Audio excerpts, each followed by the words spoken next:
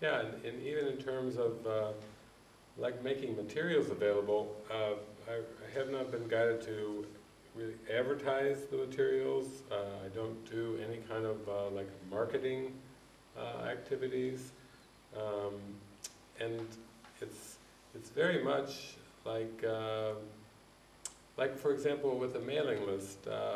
It's only been in recent years that I even would take email addresses.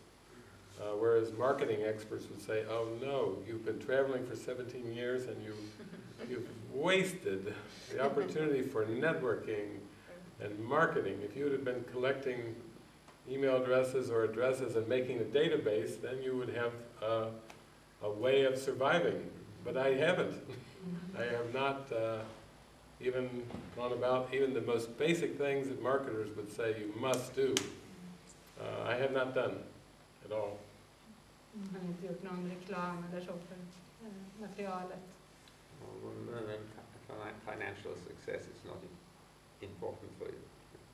Oh no, that was part of it. I would just accept donations, but yeah, the trying to build a financial empire or even grow an organization or anything like that, which most people would consider that's basic. You know, it's good to grow.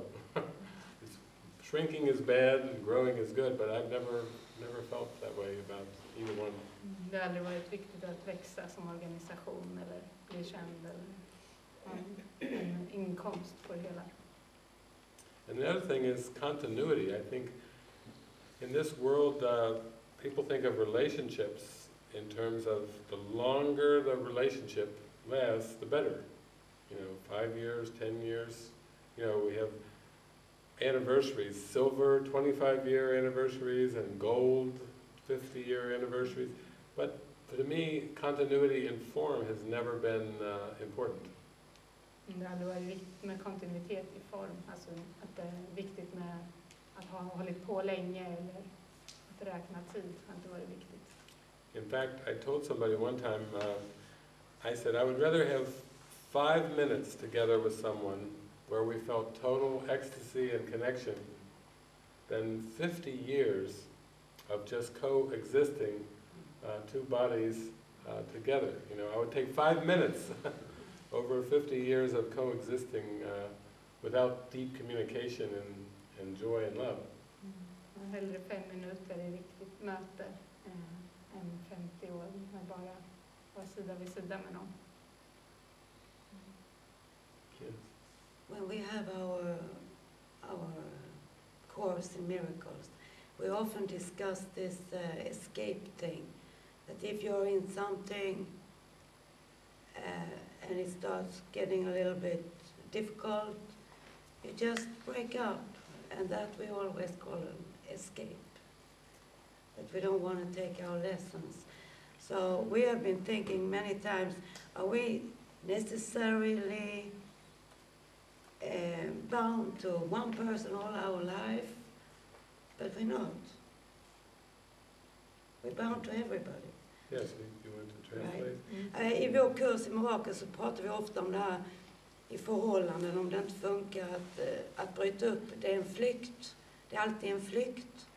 Vilket betyder att man ska aldrig kunna skilja sig eller gå skilda vägar. Att vi diskuterar det mycket i vår mirakelkurs.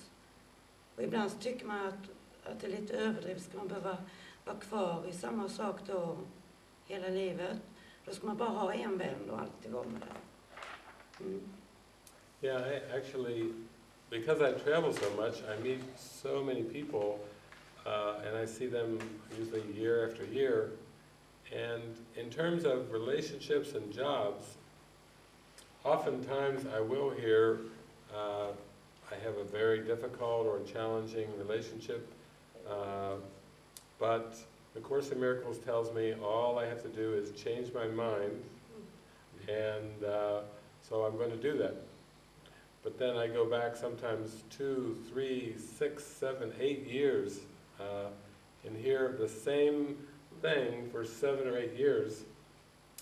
Then you have to start to say, okay, well, what does that mind change involve? Will it involve aspects of form as well as the state of mind, or is it just that I'm supposed to stick it out and change my mind and always keep the form the same? And you have to be pretty flexible with the Holy Spirit to open up. Behöver jag översätta? Ja, det gör Ja. Jo, när han reser runt så träffar han många som säger att min arbetssituation är så här, min relation är så här svår, men när jag läser kursen så står det att jag bara behöver ändra mitt sinne, så kommer relationen att ändra sig.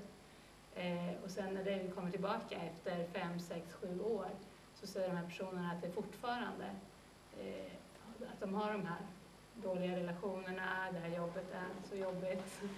Och David säger att man måste vara ganska flexibel. Alltså, frågan är om man ska ändra form, byta jobb, byta relation.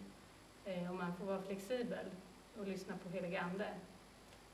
I understood you that you have to be flexible and be open to change the form. Yes, I think there are some Course in Miracles teachers that would say, just be normal in form, but be happy in mind. But if you look at the life of Jesus, from the way it's described in the Bible, you could not say that was a normal life. And he was following the Holy Spirit, but he had to be very willing to let go of a lot of things and keep opening very rapidly. Wouldn't you say also that it's a question of commitment? This thing of being 1 foot in and 1 foot out, I mean, Yes. That's the sad part, that you don't commit yourself to either leave or to stay, but you're in between, year in and year out. Alltså, det som är tragiskt är väl där när vi inte gör ett åtagande åt något håll. Utan vi sitter med en fot i och en fot ur och så låter vi åren gå. Alltså istället för att göra ett åtagande, jag ska satsa eller jag ska inte satsa.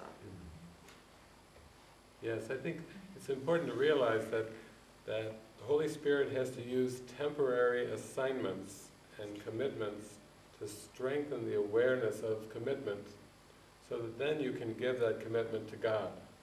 But without development in the first place, and discipline, you can't really go and devote your life to God without that discipline first.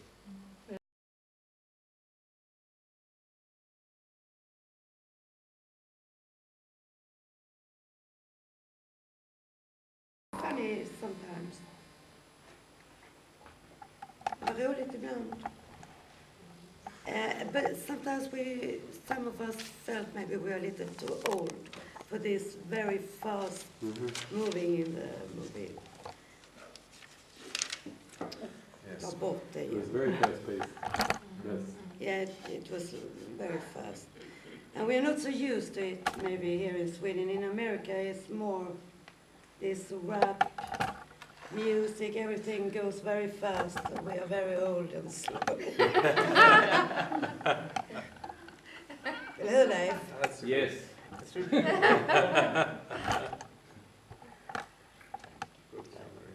Yes, I think it was pretty fast for most everyone, I think, even. Yeah.